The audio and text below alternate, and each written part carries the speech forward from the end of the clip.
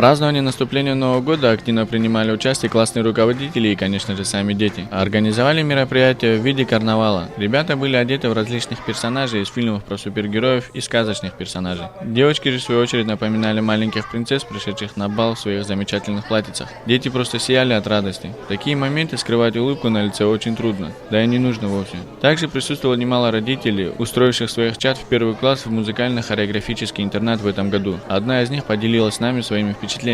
Шла в эту школу, чтобы на утренник своего ребенка, который учится в первом классе, значит, он участвует у меня на новогоднем утреннике. Эта школа мне очень нравится тем, что помимо общеобразовательных, знаний, дети еще получают, они могут учиться музыке, также хореографии. Очень мне понравились новогодние представления детей по хореографии, по музыке, по вокалу.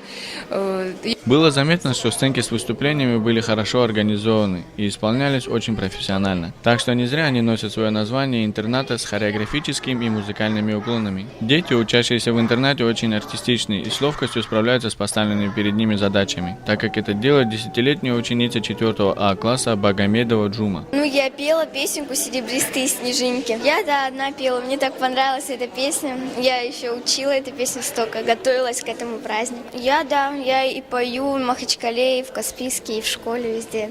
И танцую на ансамблях тоже. Замечательная директриса этой школы поделилась с нами информацией о том, что учредителем утренника является депутат Государственной Думы Курбанов Ризван Даниялович. Также нам известно, что подарки детям приобрел благотворительный фонд под названием «Чистое сердце», за что она им очень благодарна. Праздник был посвящен Новому году. У нас ежегодно проходят утренники, костюмированные утренники. Дети с удовольствием танцуют, поют. Родители довольны. Кульминацией этого мероприятия является самый приятный момент для каждого ребенка. Это, конечно же, вручение подарков, сделанных фондом «Чистое сердце». Приятно видеть счастливые лица детей. Особенно это приятно их родителям, так как нет ничего лучше для родителей, чем его счастливый ребенок. Ибрагим Магомедов, Мурат Шейхов, Новости Каспий ТВ.